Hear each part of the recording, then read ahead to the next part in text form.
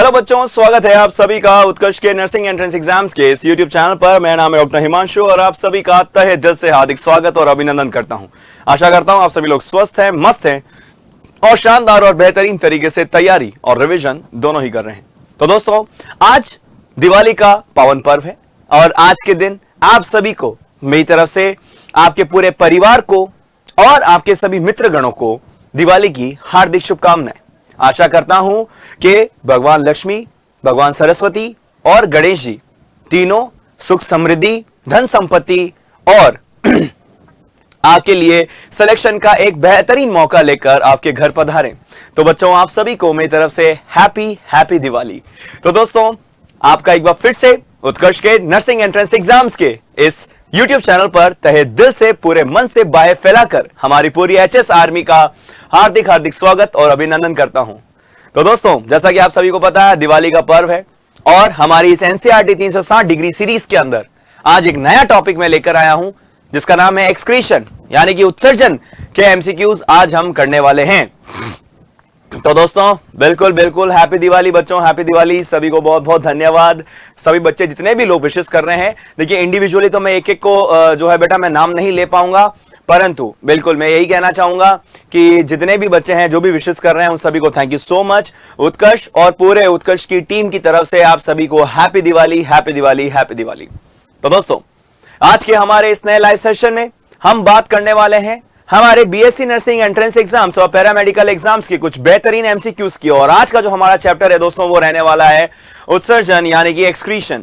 Excretion हमारे लिए एक मानव कार्यकी का सिर्फ एक चैप्टर ही नहीं, परंतु स्कोर करने का एक बहुत ही बेहतरीन मौका भी है, क्योंकि इसमें से जो हमसे MCQ पूछे जाते हैं वो बहुत ही आसान होते हैं, बहुत डिफिकल्ट नहीं होते हैं, परंतु वो आपको काफी मदद भी करने वाले हैं। एक चीज मैं आप सभी को बता दूं, वो ये है कि बेटा आपके जो ये MCQs रहने वाले हैं, इसके लिए आज हमारे पास पोल का ऑप्शन अवेलेबल नहीं है, क्योंकि दोस्तों दिवाली का पर्व है। मैं कोई दूसरी जगह से आपकी क्लासेस ले रहा हूं और यहां पर जो है बेटा पोल का ऑप्शन अवेलेबल नहीं है। इसके चलते आज जो है आप सभी को अपने अपने जवाबों को नीचे लाइव चैट के अंदर ही कमेंट करके बताना, और जितने ज्यादा हो सके उतने प्रश्नों का आपको सही जवाब देना है। इस सेशन में आगे बढ़ने से पहले मैं चाहूंगा कि आप सभी बच्चे इस सेशन को जितना हो सके अपने दोस्तों के साथ शेयर कर दें और सभी को हैप्पी दिवाली लिखकर, और बेटा सभी जो है बेटा एक बार कमेंट में एक बार थम्स अप करके बता दें यदि आपने लाइक और शेयर दोनों कर दिया है, और अगर नहीं किया है तो फटाफट से इस वीडियो को, इस सेशन को लाइक कर दें और दोस्तों के साथ शेयर भी कर दें। और अगर ये दोनों काम हो जाए तो बेटा आप सभी को एक बार थम्स अप करके जरूर बताना है।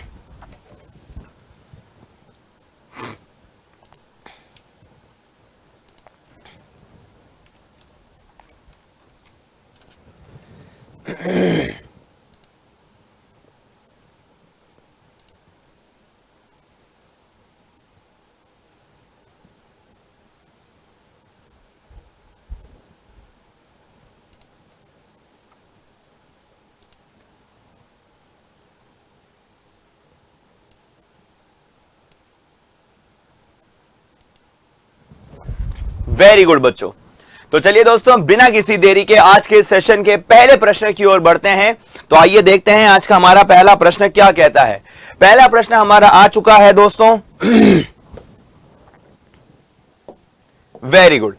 तो बच्चों, पहला प्रश्न आ चुका है हमारा यहां से, component of blood does not enter into the nephron. ठीक है ना। तो ये पहला प्रश्न है बेटा। चूंकि आपके पास पोल का ऑप्शन अवेलेबल नहीं है तो आपको कोई टाइमर नहीं दिखाई देगा। लमसम आपके पास 40 से 45 सेकंड का समय है। जल्द से जल्द जो है बेटा आप सभी को इसका सही जवाब देना है।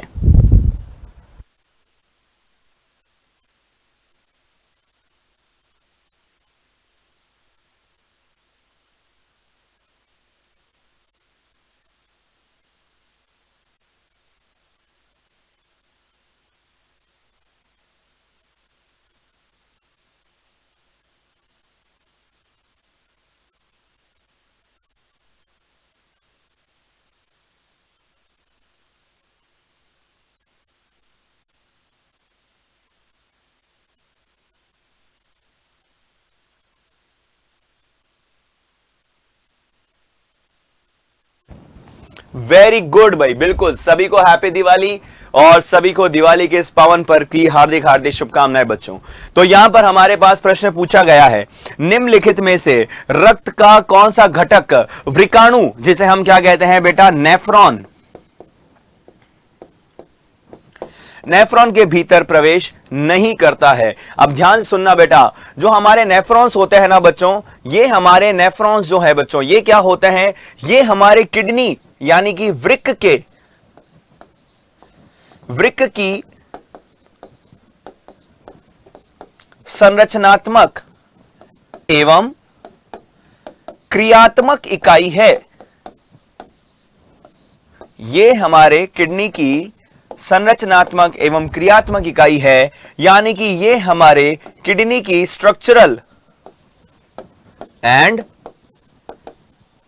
फंक्शनल यूनिट है बच्चों। ठीक है, ध्यान रहे दोस्तों कि जब हमारी किडनी क्या करती है दोस्तों, जितने भी उत्सर्जी पदार्थ है, जितने भी एक्सक्रीटरी मटेरियल है, उनको जब एक्सक्रीट करने का काम करती हैं, उनका उत्सर्जन करती हैं, तो बेटा वो क्या करती है, हमारे पूरे ब्लड को, हमारे पूरे रुधिर को फिल्टर करती है। फिल्टर करने का जो मेन काम है दोस्तों, वो किसका होता है, हमारे नेफ्रॉन्स का। और नेफ्रॉन्स के अंदर जो है दोस्तों, हमारे पास दो संरचनाएं देखने को मिलती हैं, जो कि कुछ इस प्रकार से होती हैं बच्चों। ये हम देखेंगे बेटा, ये नेफ्रॉन का मुख है, यानी कि यहां से हमारे नेफ्रॉन की शुरुआत होती है। इस नेफ्रॉन के अंदर ये वाला जो हिस्सा है दोस्तों, इसे हम क्या कहते हैं बेटा, बोमन्स संपुट कहते हैं बेटा, यानी कि बोमन्स कैप्सूल कहते हैं। और ऊपर यहां पर इसके अंदर हमें क्या देखने को मिलते हैं बेटा, आफरेंट और इफरेंट आर्टेरियोस देखने को मिलते हैं। तो और ये मिलकर हमारे पास एक कैपिलरीज का गुच्छा बनाता है, जिसे हम क्या कहते हैं बेटा, ग्लोमेरुलस कहते हैं, जिसे हम ग्लोमेरुलस कहते हैं। और ये हमारा ग्लोमेरुलस और बोमन संपुट जो है मिलकर हमारा क्या बनाता है बेटा, रीनल कॉर्पस्कल्स बनाता है। ये रीनल कॉर्पस्कल्स जो होते हैं बेटा, ये क्या करते हैं, हमारे रुधिर को फिल्टर करने में या इसको निस्यंदन या इसका निस्यंदन करने में या फिल्ट्रेशन करने में क्या होते हैं बच्चों, मददगार या सहायक होते हैं। इसीलिए जो है दोस्तों, हमें यहां पर ध्यान रखना है कि हमारा जो प्लाज्मा है दोस्तों, जो हमारा प्लाज्मा है बेटा, वो हमारा प्लाज्मा लगभग पूरा का पूरा क्या हो जाता है बेटा, फिल्टर हो जाता है। हमारा प्लाज्मा लगभग पूरा का पूरा क्या हो जाता है बेटा, फिल्टर हो जाता है। बस केवल कुछ चीजें जो हैं हमारे प्लाज्मा से फिल्टर नहीं हो पाती। हमारा जो है बेटा ब्लड सेल्स एक तो इसमें नहीं आएंगी, और जो हमारे प्लाज्मा प्रोटीन्स होंगे बेटा, ये हमारे प्लाज्मा प्रोटीन्स जो होंगे वो भी बेटा फिल्टर नहीं हो पाएंगे। एक तो बेटा इनमें क्या होता है, ऋणात्मक आवेश होता है, इनमें क्या होता है बेटा, ऋणात्मक आवेश होता है। और इन दोनों के बीच में जो हमारी ये बेसमेंट या आधारीय झिल्ली होती है बेटा, इस आधारीय झिल्ली पर भी हमें क्या देखने को मिलता है बच्चों, इस पर भी हमें ऋणात्मक आवेश देखने को मिलता है। तो ऋणात्मक आपस में एक दूसरे को रिपेल करेंगे और प्लाज्मा प्रोटीन जो है बेटा यहां पर फिल्टर नहीं हो पाएंगे। तो सही उत्तर क्या हो जाएगा बेटा, डी। तो जितने बच्चों ने भी डी जवाब दिया है, बिल्कुल सही और सटीक जवाब दिया है। बहुत ही शानदार तरीके से आपने पहले प्रश्न का सही जवाब दे दिया है। बढ़ते हैं अगले प्रश्न पर। अगला प्रश्न आप सभी के सामने आ चुका है बच्चों।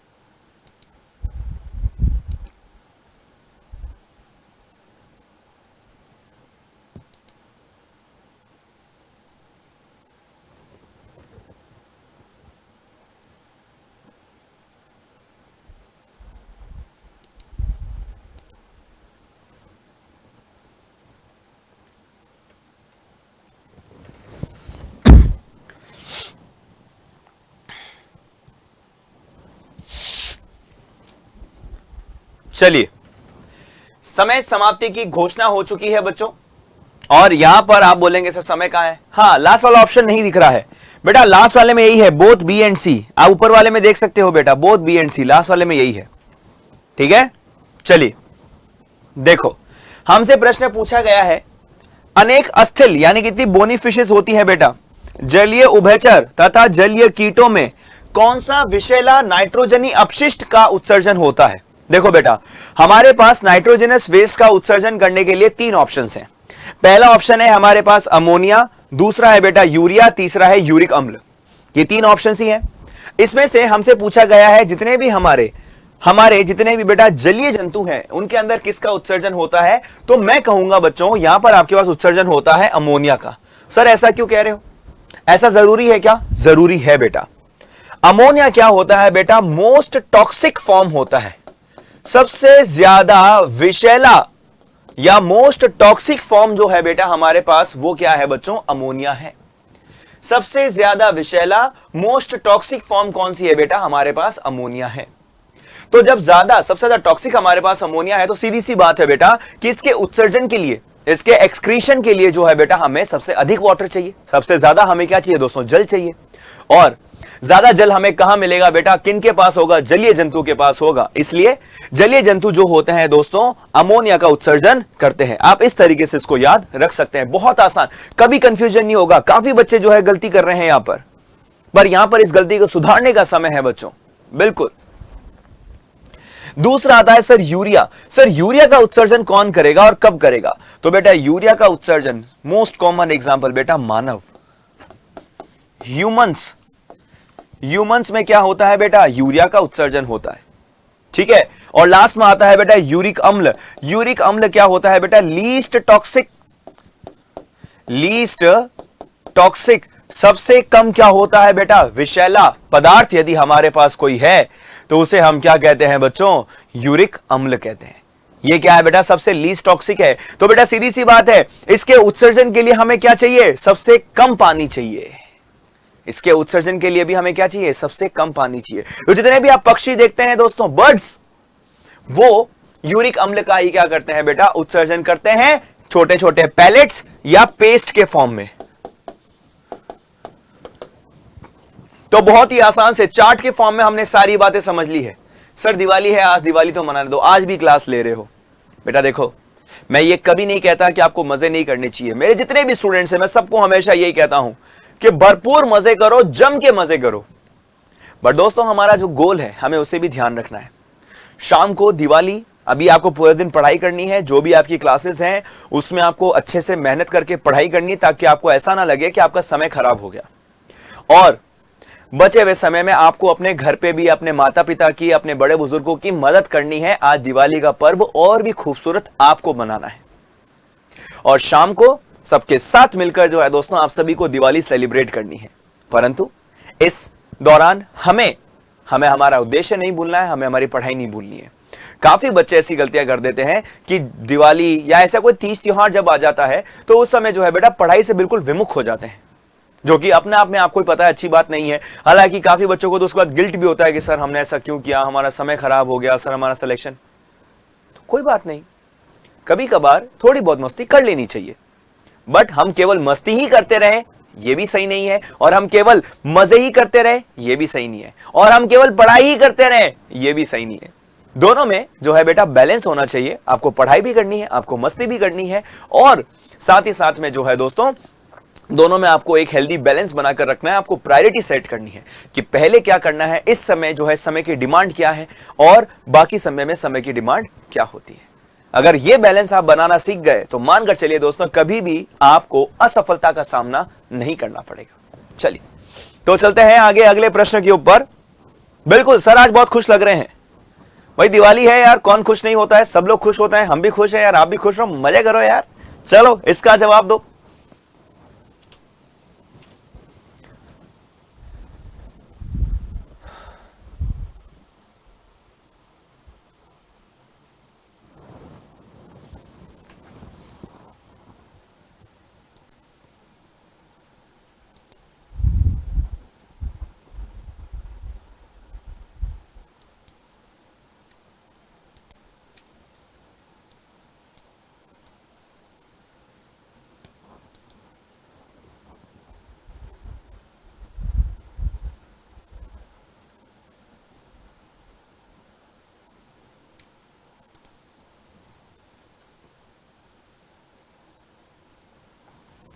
बिल्कुल। देखिए बच्चों, आपको पता होगा कि जब भी हम बेटा यहां पर ग्लोमेरुलस की संरचना बनाते हैं इस प्रकार से, ये हमारी संरचना बन गई है। ये हमारा नेफ्रॉन है बेटा, है ना। ग्लोमेरुलस में यहां पर क्या मिलता है बच्चों, हमें यहां पर एक आफरेंट आर्टेरियोल मिलती है, जो कि क्या करती है बच्चों, इस प्रकार से यहां पर बार बार विभाजित होकर जो है दोस्तों क्या बनाती है, एक ग्लोमेरुलस का निर्माण करती है। ये हमारी क्या है बेटा, आफरेंट आर्टेरियोल है ना। इसे हम क्या कहते हैं बेटा, आफरेंट, क्योंकि ये आती है बेटा। तो आफरेंट क्यों बोला, क्योंकि ये आती है, और क्या लाती है दोस्तों, हमारा ब्लड लेकर आती है। आफरेंट आर्टेरियोल। सर आर्टरी और आर्टेरियोल में क्या अंतर होता है? देखो बेटा, सबसे बड़ी जो धमनी होती है हमारे पास, उसे हम क्या कहते हैं बेटा, महाधमनी, एओर्टा। एओर्टा विभाजित होती है, आर्टरीज बनाती है, यानी कि धमनियां बनाती हैं। ये धमनियां आगे और विभाजित होकर क्या बनाती है बेटा, आर्टेरियोल बनाती है, यानी कि धमनिकाएं बनाती हैं। और ये धमनिकाएं आगे जाकर और ज्यादा विभाजित होती हैं और कैपिलरीज बनाती हैं। तो इसलिए ये आपको ध्यान रखना है बच्चों कि इस प्रकार से जैसे जैसे कोई भी हमारी रुधिर वाहिका जब डिवाइड होती रहेगी, तो जितना वो डिवाइड होती है उतना ही ज्यादा उनका ल्यूमन भी छोटा होता है। तो यहां पर ध्यान रहे दोस्तों कि ये हमारी जो आफरेंट आर्टेरियोल है, जो रुधिर को लेकर आ रही है बेटा हमारे ग्लोमेरुलस में, ये हमारा ग्लोमेरुलस है बेटा। इस ग्लोमेरुलस में हमारे रुधिर को लाने वाली कौन सी आर्टेरियोल है बेटा, आफरेंट आर्टेरियोल। और लेकर जाने वाली कौन सी है बेटा, ये है हमारी इफरेंट आर्टेरियोल। इफरेंट आर्टेरियोल है भाई, आफरेंट और इफरेंट आर्टेरियोल। आप देख पा रहे होंगे बेटा, जो आफरेंट आर्टेरियोल है इसकी गुहा क्या है बेटा, बड़ी है, चौड़ी है भाई गुहा इसकी।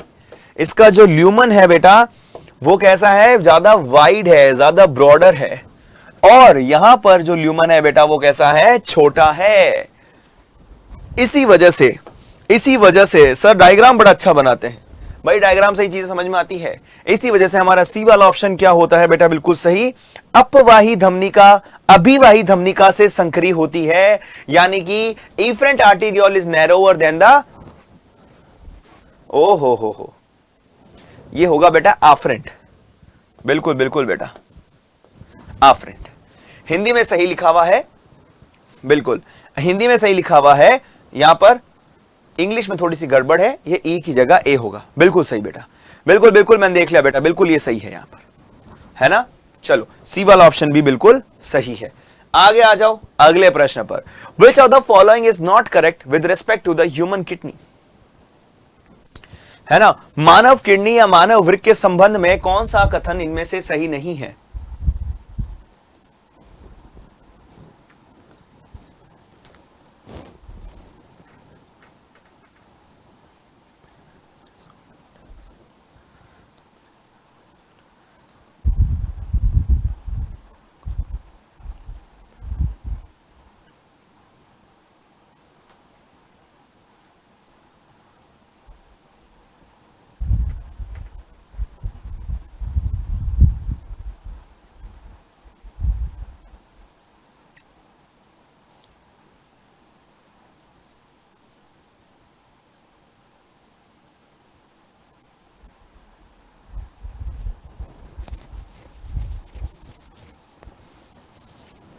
चलिए भाई, प्रश्न हमसे क्या पूछा गया है, कौन सा सही कथन नहीं है।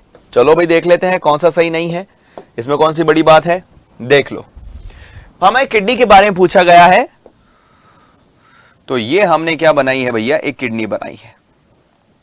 इस किडनी में यहां से हमारा क्या निकलेगा बच्चों, यूरेटर निकलेगा, ठीक है ना। अब देखो ध्यान से सुनना, यहां पर जो हमारी किडनी है बेटा, इसमें जो ये परिधि वाला भाग है, यानी कि ये जो पेरिफेरल पोर्शन है बेटा, जो बाहर बाहर वाला, इसको हम क्या कहते हैं बच्चों, वल्कूट कहते हैं। इसे हम क्या कहते हैं बेटा, वल्कूट, यानी कि कॉर्टेक्स कहते हैं, ठीक है। और जो भीतर जो अंदर वाला क्षेत्र है बेटा, इसे हम क्या बोलेंगे, मेड्यूला बोलेंगे। इसे हम क्या बोलेंगे बेटा, मेड्यूला बोलेंगे। तो पहला कथन क्या कहता है बच्चों, पहला कथन कहता है कि the peripheral region is called as cortex, यानी कि परिधीय क्षेत्र को वल्कूट कहते हैं, तथा मध्य भाग को मध्यांश कहते हैं, यानी कि मेड्यूला कहते हैं। तो पहला वाला कथन बिल्कुल सही है। मालपीजियन कणिकाएं वल्कूटीय क्षेत्र में उपस्थित होती हैं। तो बेटा आपको पता होगा कि मैंने बताया था आपको मार्पिजियन कॉर्पस्कल्स, है ना। ये देखो बेटा, पहले ही प्रश्न में मैंने आपको बता दिया था, रीनल कॉर्पस्कल्स को ही हम क्या कहते हैं बेटा, मालपीजियन कॉर्पस्कल्स भी कहते हैं। इन्हीं को हम मालपीजियन कॉर्पस्कल भी कहते हैं। ये किनसे मिलकर बनी हुई है बेटा, ग्लोमेरुलस और बोमन संपुट यानी कि बोमन्स कैप्सूल से मिलकर बनी हुई है। यहां पर आपको ध्यान रखना है कि बेटा ये जो ऊपरी वाला भाग है बेटा, ये हमेशा आपको कहां पर मिलेगा, कॉर्टिकल वाले क्षेत्र में यानी कि वल्कुटी क्षेत्र में देखने को मिलेगा।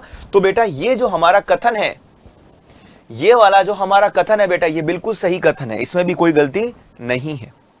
फिर रक्त अपवाही धमनिका के माध्यम से ग्लोमेरुलस में प्रवेश करता है। तो बेटा यहां पर हो गई ना गलती, ये वाला कथन क्या है बच्चों, गलत है। क्यों? क्योंकि बेटा देखो अभी मैंने बताया था, ये क्या है, हमारी अभिवाही। ये क्या है बेटा, हमारी अभिवाही। अभिवाही से क्या होता है बेटा, रुधिर हमारे ग्लोमेरुलस में एंटर करता है और अपवाही से तो बाहर निकल जाता है भैया। अरे अपवाही से तो बाहर निकल गवा, तो भैया अपवाही से तो बाहर निकल जाएगा। कथन गलत है बच्चों, और हमें गलत कथन का ही चयन करना था, तो इसलिए हमें गलत कथन का ही चयन करना था, और इसीलिए दोस्तों यहां पर हमारे पास, अरे भैया कहां होगा वो, चलो ये वाला क्या हो जाएगा बेटा, सही जवाब हो जाएगा। फिर लास्ट में लिखा हुआ है वृक्क का अवतल भाग को हाइलस कहते हैं। बिल्कुल, तो ये वाला जो क्षेत्र है ना बेटा, ये वाला क्षेत्र, हाँ, जहां से सभी मुख्य ट्यूब्यूल्स यानी कि नलिकाएं और रुधिर वाहिकाएं आती और जाती हैं बेटा, उसे ही हम क्या कहते हैं, हाइलम कहते हैं या हाइलस कहते हैं। उसे ही हम हाइलम या हाइलस कहते हैं। बिल्कुल सारे कथन सही है बेटा, केवल एक कथन गलत है, सी वाला, और ये क्यों है ये मैंने आपको बता दिया। आगे बढ़ जाते हैं। Which one of the following is not a part of renal pyramid? निम्नलिखित में से कौन सा वृक्कीय पिरामिड का भाग नहीं है?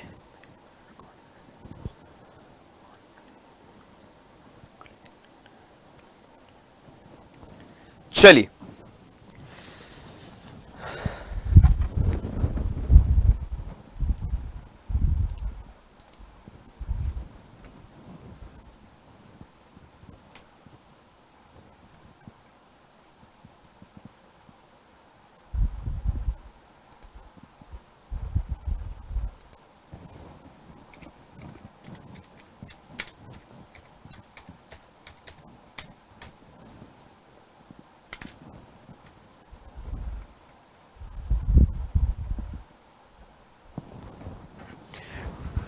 तो बेटा देखिए, रीनल पिरामिड, सबसे पहले आपको ध्यान रखना है रीनल पिरामिड कौन से भाग का हिस्सा है बेटा, मध्यांश यानी कि मेड्यूला वाले क्षेत्र का क्या है बच्चों, ये हिस्सा है। ये किसका हिस्सा है बेटा, मेड्यूला यानी कि मध्यांश का हिस्सा है।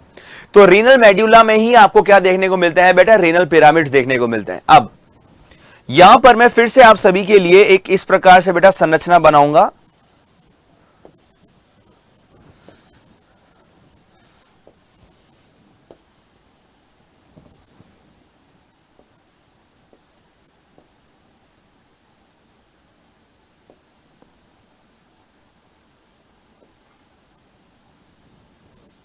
बिल्कुल, अब डायग्राम तो भाई अब ऐसा ही बनता है।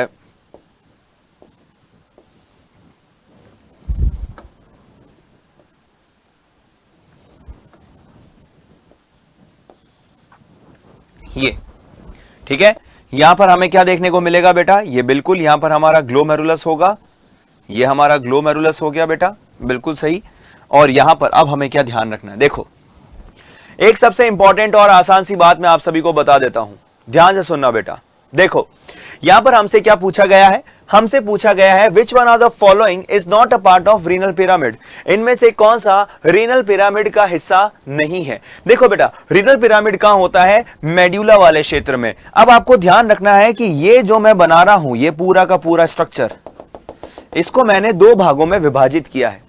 इस डॉटेड लाइन के ऊपर वाला जो भाग है बेटा, वो सब क्या है, हमारा कॉर्टेक्स है यानी कि वल्कूट है, और नीचे वाला जो हिस्सा है बेटा वो क्या है, हमारा मेड्यूला है। क्या है बच्चों, मेड्यूला है।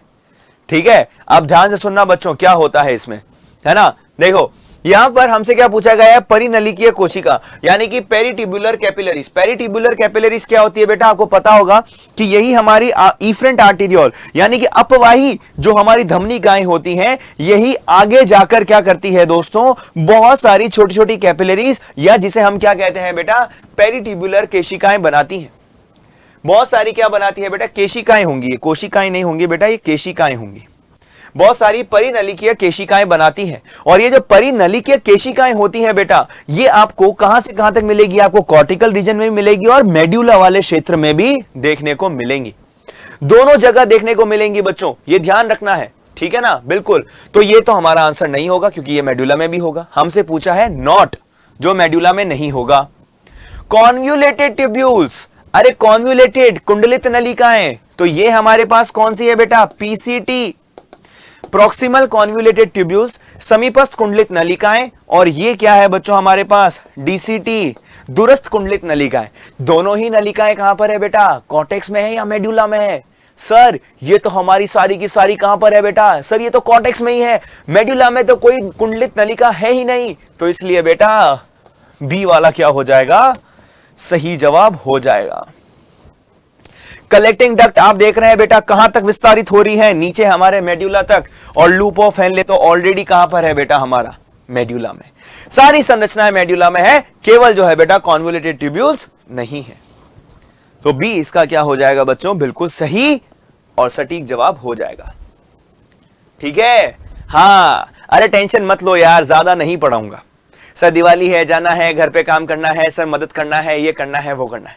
अरे हम है ना यार, हम है ना, काहे टेंशन लेते हो, है ना। चलो कोई बात नहीं, आज का सेशन हम थोड़ा छोटा ही रखेंगे बेटा, इतना ही रखेंगे, ठीक है ना। और साथ ही साथ में जो है बेटा आप सभी के लिए, क्योंकि आज दिवाली है बेटा, तो आप सभी के लिए बहुत ही शानदार ऑफर मैं फिर से लेकर आया हूं आप सभी के लिए। और आप सभी के लिए स्पेशल ये ऑफर्स रहने वाले हैं बच्चों। यहां पर आज उत्कर्ष दिवाली मना रहा है, पूरा देश दिवाली मना रहा है, उत्कर्ष दिवाली ऑफर में आप सभी को उत्कर्ष ऐप में बीएससी नर्सिंग एंट्रेंस एग्जाम के सभी ऑनलाइन कोर्सेज पर लगभग 90% तक का, अप टू 90% तक का आपको क्या मिल रहा है बेटा, डिस्काउंट मिल रहा है।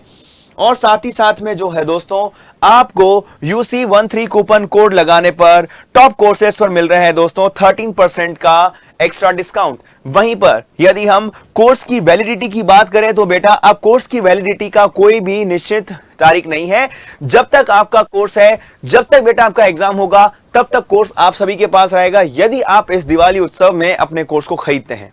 और सबसे महत्वपूर्ण और सबसे इंपॉर्टेंट बात बेटा क्या है, वो है कि यदि आप फाइनल सिलेक्शन लेकर आते हैं, मान लीजिए आपने यूपी का एग्जाम दिया और आपने जो है बेटा यूपी मंजिल 3.0 बैच में एनरोल करके सिलेक्शन आप लेकर आए, तो बेटा आपको 100% फीस जो है बेटा फिर से रिफंड हो जाएगी। यानी कि मान लीजिए आपने 1300-1400 रुपए में यदि आपने कोई कोर्स खरीदा है, तो बेटा वो सारा का सारा पैसा आप सभी को फिर से रिफंड कर दिया जाएगा यदि आप सिलेक्शन लेकर आते हैं, जो कि बहुत बड़ी बात है। और हमेशा मैं कहता हूं बेटा उत्कर्ष ये डंके की चोट पर बोलता है बेटा, और उत्कर्ष जो बोलता है वो करके दिखाता है। अब बेटा आपकी बारी है, आपको अपने आप को साबित करना है। तो लीजिए दोस्तों आप सभी के लिए शानदार ऑफर केवल और इस दिवाली पे। टॉप कोर्सेज की यदि हम बात करते हैं, मोस्ट रेकमेंडेड कोर्सेज, जो नया कोर्स जो है बेटा अभी हमारा लॉन्च हुआ है, इसे हम कहते हैं मंजिल 3.0 बैच।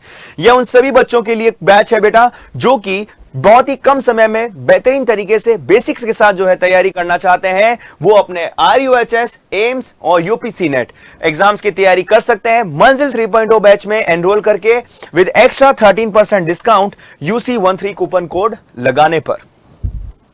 वहीं पर यदि मैं बात करता हूं बच्चों, तो ये कुछ बेनिफिट्स है मंजिल 3.0 बैच के। आगे हम बढ़ते हैं दोस्तों, बात करते हैं एक और टॉप कोर्स जहां पर भी आपको 13% एक्स्ट्रा ऑफ मिलने वाला है UC13 कूपन कोड लगाने पर। यहां पर आपको रामबाण बैच में सभी बीएससी नर्सिंग एंट्रेंस एग्जाम्स का आपको जो है बेटा तैयारी करवाई जाएगी। और आप रामबाण बैच में यदि एनरोल करते हैं तो आपको इस बैच में बेहतरीन तरीके से जो है दोस्तों सभी बैचेस की एक साथ एकत्रित तैयारी कराई जाएगी। यानी कि आप एक से ज्यादा एग्जाम्स की तैयारी केवल एक बैच में रहकर कर सकते हैं, और वो है बच्चों आपका रामबाण बैच।